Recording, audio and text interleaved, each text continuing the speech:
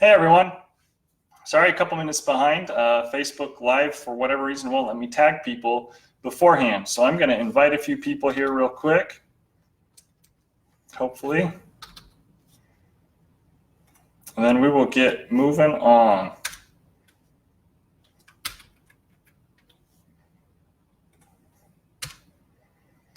And so if you're here, we're going to be talking about pediatric documentation reviews really quick.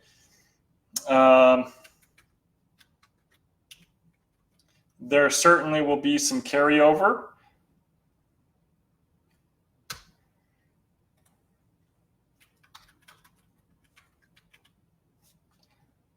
Just a couple more. And I'm not planning on this one taking really long time, because I know everyone is excited for the long weekend, right? If you're excited for the long weekend, comment. What are you going to do for fun? I want to know what everyone's doing for fun.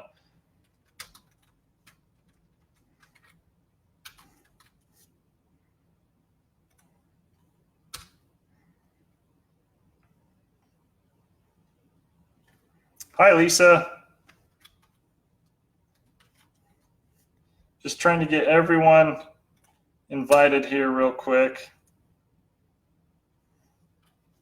because Facebook does not like me for whatever reason.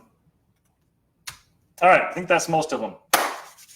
Okay, well, thank you for joining me. For those of you that are joining live, I hope that you have a great Labor Day weekend coming up. I'm excited to have the extra day off, as I'm sure most of you are. If you have a moment, let the rest of us know what it is that you're doing. What are you going to do for fun, or are you just going to relax like me? As you can tell, I didn't even do my hair today. That's how relaxed I am. So yeah, we're here to talk about pediatric reviews really quick. For those of you that have been in the group for a while, a lot of the information that I've been giving, certainly there's carryover, but I haven't really given much attention to those of you that are pediatric providers. And I feel kind of bad, because there are some there's some specifics that are different when it comes to pediatrics. Also, let me know if you can't hear me. I checked my microphone and it said it was working just great. So Lisa, if you can hear me, give me like a thumbs up or something like that. And then I'll know to keep, oh, sounds like you heard me. I can see you commented that hopefully you'll sleep. So I hope so too. So let's just dive right into it. For those of you that don't know, I do clinical review. You probably know that by now, which means I review cases that are sent in to the company that I work for. We do review for several insurance companies, not just one. We are kind of the intermediary, if you want to think of it that way. I try not to think of myself as the bad guy, but at times we kind of are that, or at least that's what some people see us as. And I know that especially in the past, I actually used to do some pediatric review. It was mostly for more orthopedic cases, a little bit of neurodevelopmental. I've never really delved much into autism reviews such as that. But at least I've got some experience, and I discussed with some coworkers as well to try and address a few of these situations for those of you that are doing pediatric care. And hopefully you'll find that this is at least somewhat beneficial. Like I said, a lot of the information that we've talked about before, that we'll continue to talk about, is also mostly applicable to pediatrics to some extent. But please continue to be vocal in the group. Don't be afraid to ask questions that are specific to your needs, to pediatrics. I want to be able to help you as much as anybody else. Kids are probably more important than other populations, because they're the ones that have their entire life ahead of them. So I certainly see where you're coming from and why you would want to work with that population. So I've got some general recommendations for just general pediatric, more of what we would consider neurodevelopmental or just developmental. I've got a couple key gems for autism, and then a few points to talk about for standard testing, for goals, documentation.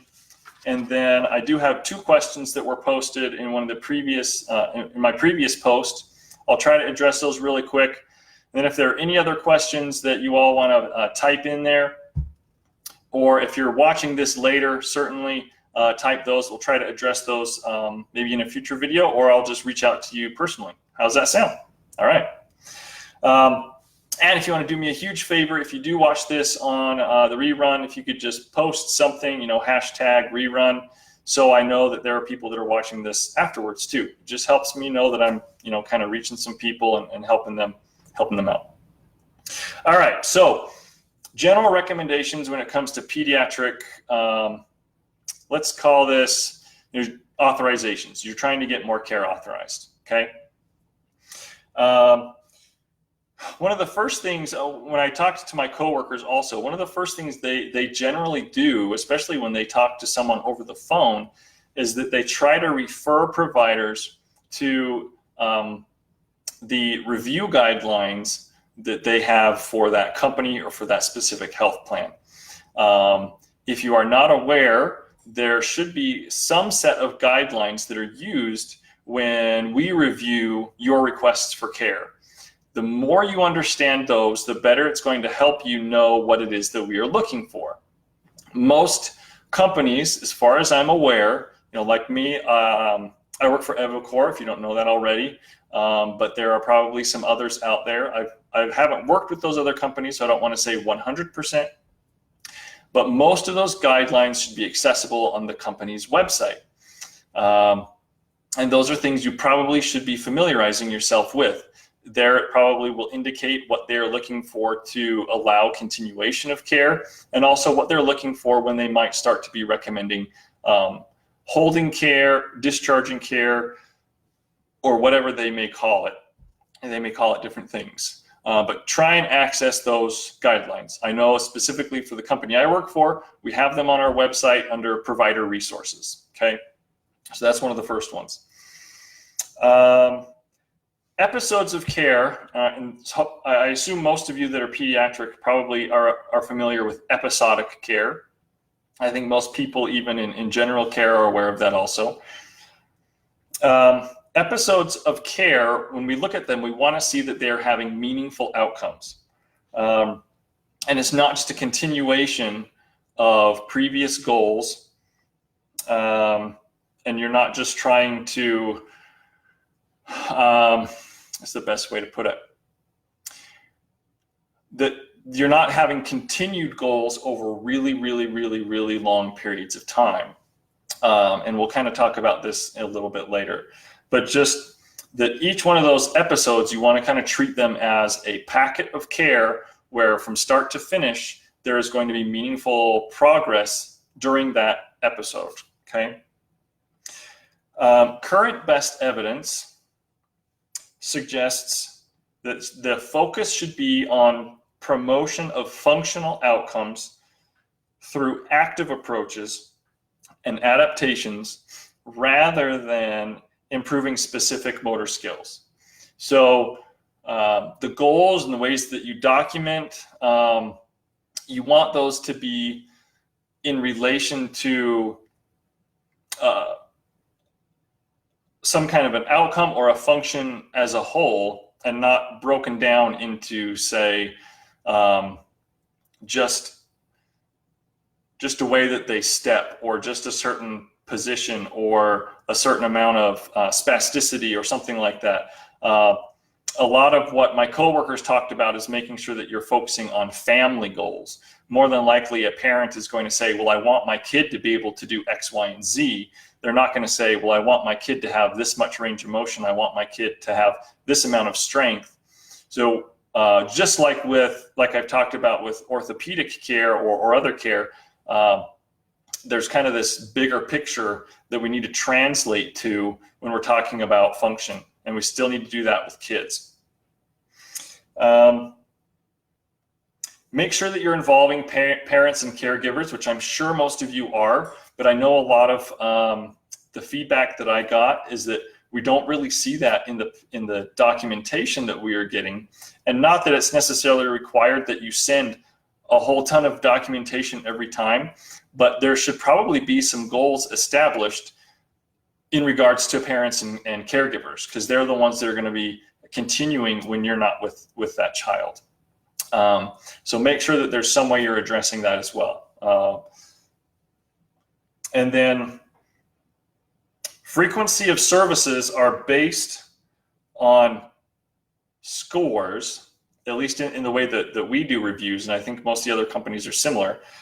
Frequency of services are based on scores, or at least a standard deviation away from what's considered normal or below the mean, combined with, so it's not just scores, but combined with what critical period they are in. So if they're not in a critical period, but you have some of these other things I'm going to mention and their scores are below, then that may be helpful. But if a lot of these other things aren't falling into place, it's kind of almost like a puzzle. You need multiple things to show that picture. So again, frequency of services are based on scores, or at least a standard deviation below the mean, combined with critical periods. Are they not in a critical period? Are they progressing? So progress. Readiness. Are they ready for what you're trying to do with them? Are they ready for that specific goal, or is it maybe 5 or 6 steps ahead of where they are right now? And then also, we are looking at your goals and we're making sure that they're SMART goals. If you're not familiar with what the SMART acronym is for goals, please go look it up. That's not the purpose of at least this video, but I think most people are familiar with basically indicating that it needs to be a measurable goal based more on numerical data than just subjective improvements, okay? All right, so those are just some general recommendations. I'll probably kind of repeat myself. Let's see. Oh, and Lindsay's here. Hello, Lindsay. Thanks so much for joining. All right, autism really quick. So of course, all those other things apply also to autism or any of the other, whatever the child's condition may be. As far as the research that we have reviewed, the most critical period for children that are autistic or on the spectrum is from birth to 4 years. So that's when, especially if there's going to be a request for more intense care, it will likely be during that critical period. Now, that isn't to say that they might not be having other critical periods, but again, that's going to have to show in, are they progressing more frequently than maybe they were before? What's happening that's making, why is that period now more critical? It's just that there's research to indicate that that's the primary critical period for children with autism or that are on the spectrum.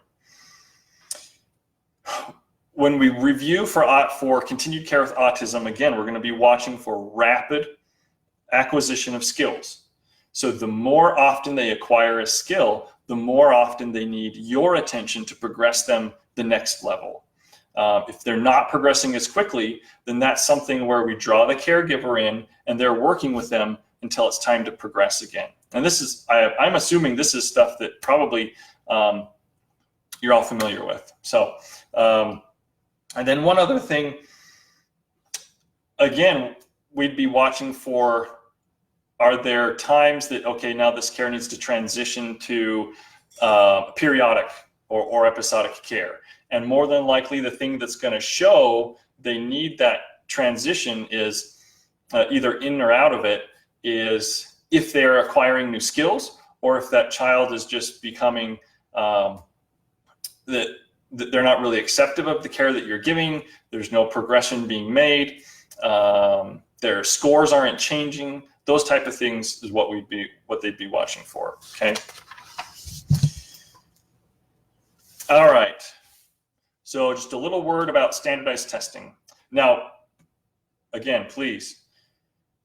I don't think I have done a pediatric standardized test since PT school. I have looked at them a little bit, but again, some of this information was more relayed to me from those that do it on a regular basis. If you have further questions, post it or reach out to me and I can try and be more specific, but I don't want to get too in depth.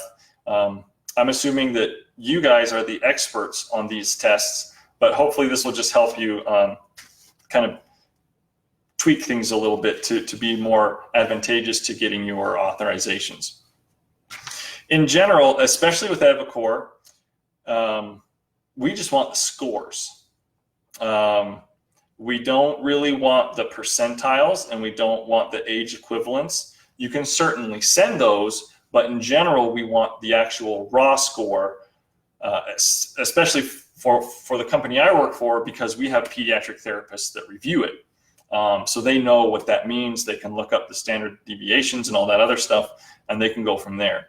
The reason they want the raw scores is because often that's going to show more progress than if you're waiting for the score to finally reach that age equivalent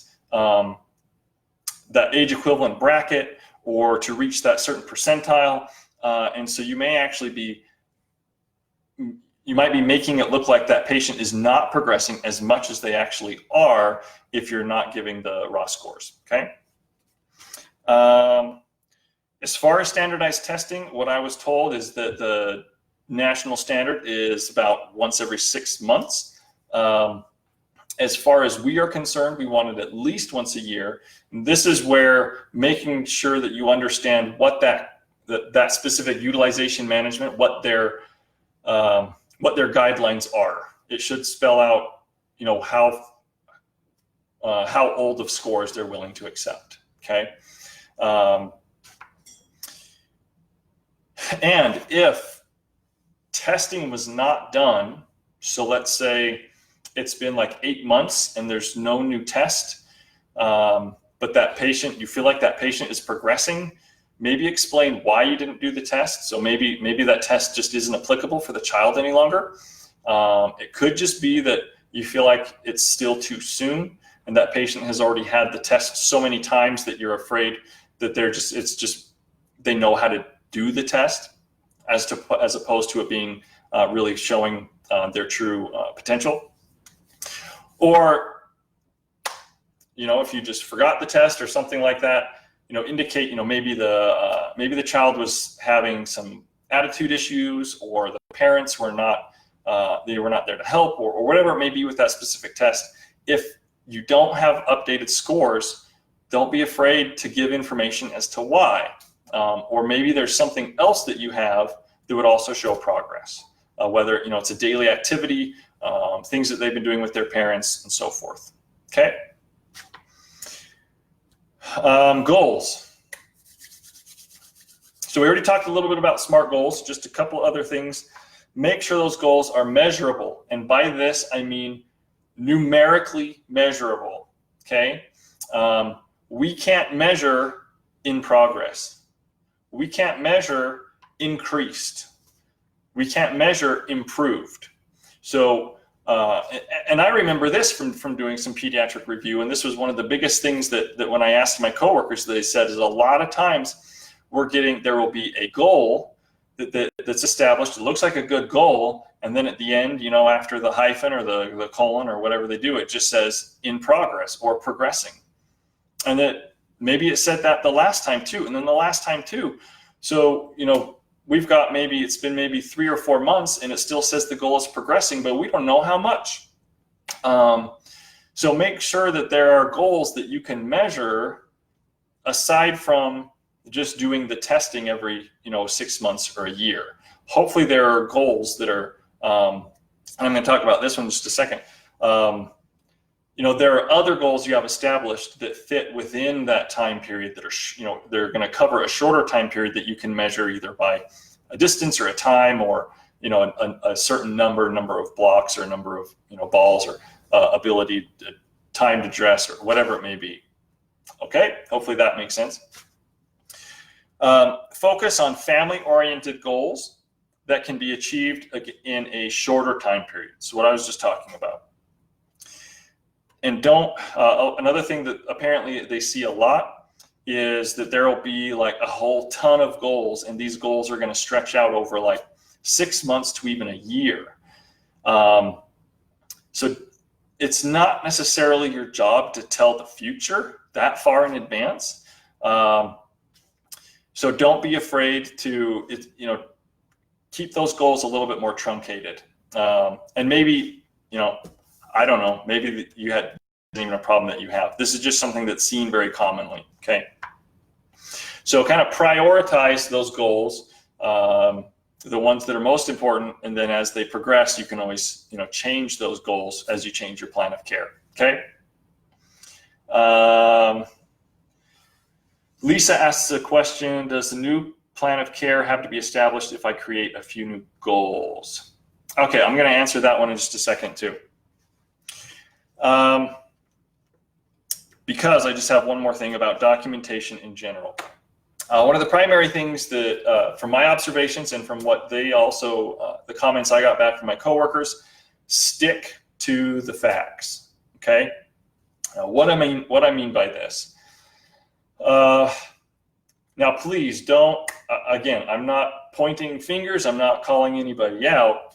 But in my experience, the pediatric reviews that I've seen, that I've read, and the comments that I got from my care workers, is that pediatric therapists are some really good novelists. Okay, and maybe you've read these, or maybe you kind of already know where I'm going with this. They fill up their notes full of all kinds of stuff about how the kid is interacting with their brother and their sister, and what their mom said and what their dad said and what they ate and what they didn't eat and how many diapers they filled and how many, all of these other things, some of which may certainly be important. A fair amount of it may not even be needed whatsoever. So again, the documentation is not necessarily, it's not an explanation of what things are, why they're done. I think another thing that they see a lot is really long explanations of specific treatment techniques and why they're being done. It's more than fine just to, list your treatments. Don't need to go into lengthy descriptions of the standardized testing that is being done. I've seen that before. And I don't know if that's something that's institutional. I think I see that sometimes. I've seen that in the past, like in occupational therapy especially. I don't know why, but it will talk about like the BOT2 and what it is and all the steps they go through, and then it lists every single part of the test, and it's like right in their documentation note. That if it's automatically being populated and you can't stop it, I guess it is what it is, but you don't need to be the one going out there and, don't waste your time doing all of that. Okay.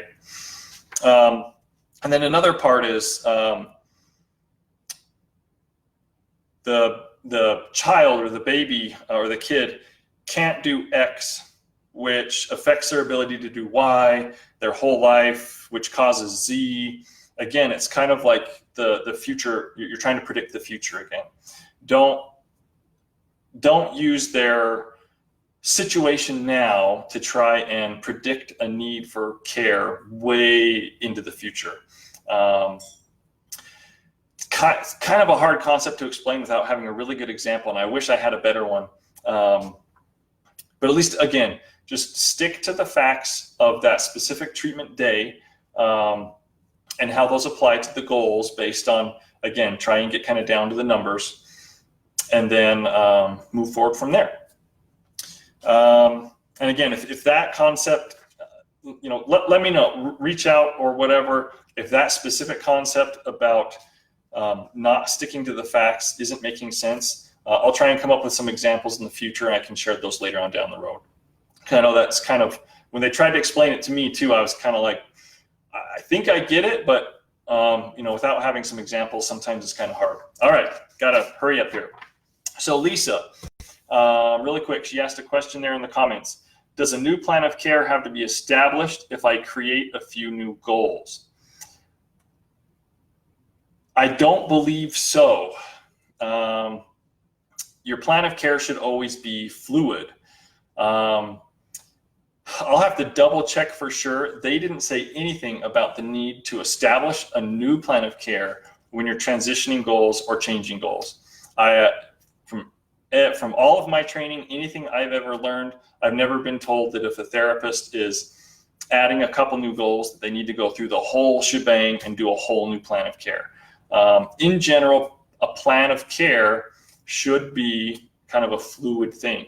Now, if your state or that specific health plan or where you work has some kind of a specific rule or guideline that that's what you have to do, well, you know, that may be something that you do have to do.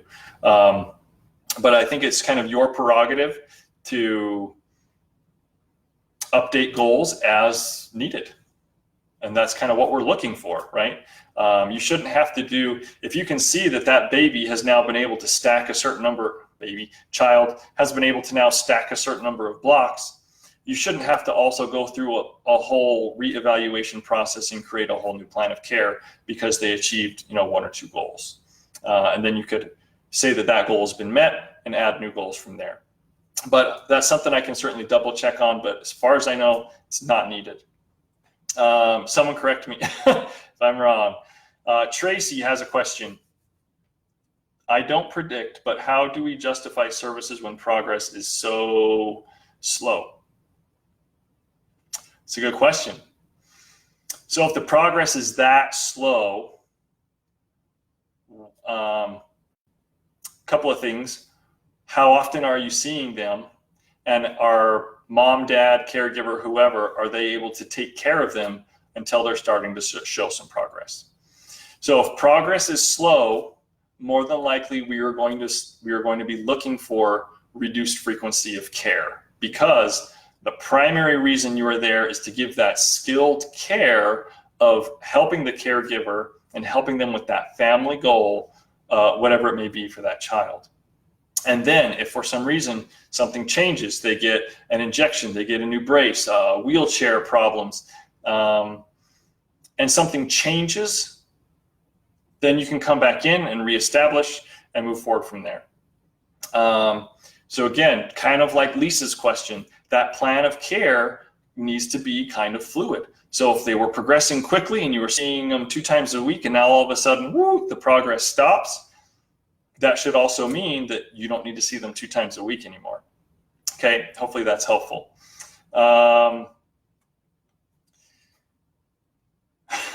Yeah, Lisa, I answered your question. You'll have to go watch it all over again. Sorry. But yeah, as far as the goals are concerned, Lisa, I don't think you need to go through a whole new plan of care if you're just updating, changing a few goals, okay? All right, a couple other questions really quick. And then I can't stay too long. I am actually just on my lunch break. I'm sacrificing my lunch for these kids and for you providers, all right? So if anybody feels bad, send me a double Whopper, all right? Okay. Judy Sedlak, she posted a question on the Facebook post previously. What are the biggest documentation mistakes seen with pediatric reviews? All right, really quick. I've got the 3 primary mistakes, and we've kind of already talked about these. So I'm going to just go through them really quick. Scores that are not recorded. You've heard me talk about this for orthopedics and for other situations. For whatever reason, scores just don't end up in documentation. A lot of times you're taking them and maybe they're stored somewhere else on a form and they don't get put in your note. Make sure that whatever you are sending to whoever is going to be reviewing for authorization, make sure those scores are there. Help your front office or your billing or your claims or whoever. They need to know that those scores need to be there. All right? That's probably the number one mistake. Number 2 is that if scores were not taken, so if there was a reason why you felt the score was not needed to be taken, but there hasn't been anything updated and you know that kid is progressing, there's nothing else, there's no other description or information saying, the only test I can think of right now is bot 2. Bot 2 was not done because of reason X, but child is progressing because of measurement A, B, and C. So hopefully that's, so again, we just get lack of information. And that goes right into the third thing is that a lot of times, and I already talked about it, in the goals, it just states that that goal is it's progressing, or it's in progress, or it's improved. That needs to be, you need to go the one step further and show how. And it needs to be measurable based on some kind of a number, okay? Something that can be tracked, that can show progress. Because just that subjective statement cannot be, there's no way to track that to show that it's actually improving, okay? All right, and I think Lisa had another question too on the Facebook post. Let's see, what do we got here? What info is left off when trying to justify neuro reeducation? Unfortunately, Lisa, I don't see the actual CPT codes very often, only if the provider sends them. But in general, the question that I just answered for Judy would be the exact same answer. If you're trying to get justification for whether it's neuro reeducation or what else do you charge for pediatric? I don't know. That there's probably a lack of progress if it's not being authorized. There's probably a number, a measurement of some kind. I know that neuro-re-ed, that might be something a little bit difficult to put a number to, but it still needs to be there. Because if you're using neuro-re-ed, what are you using it for? You're using it, are you using it to increase their, what's the main goal? Is that re-ed there so that they improve their ability to walk, or their ability to sit, to stay in quadruped, to crawl? Well, that can be measured, right? They could sit for a period of time. They could crawl for a certain distance. So that information still needs to be there, okay? And I don't know why Lisa's crying, and then she's giving me a thumbs up. Lisa, I hope you're okay. I don't. And then Tracy, sorry, this is going to be my last question, so I can go to work. Maybe that's what Lisa was crying about. Good patient caregiver involvement, but very involved low-level patients. Yeah, it's not really a question. I'm not quite sure where that's headed, Tracy, but sometimes, and I think I've talked about this before, we have to step away and let the caregiver just take control for a while. This can be very hard, especially when it comes to kids. I remember when I was in school doing some pediatric care, it was so hard you can train the parents, but then to walk away and hope that the parent does what you want them to do, that can be very hard. And sometimes I think we want to kind of hold their hand a little bit. Even if that patient is lower level, obviously they're not going to progress much. So you're going to be working with the caregiver. Once the caregiver understands, we kind of have to step away for a while and wait and see, how the dice fall, and then step back in from there. That's kind of my position on it anyways, Tracy. I know that's not really a question. So,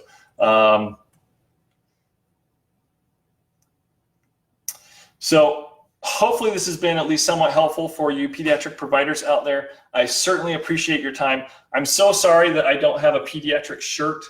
If you're not aware, I do have a few of my own designs on awittypt.com.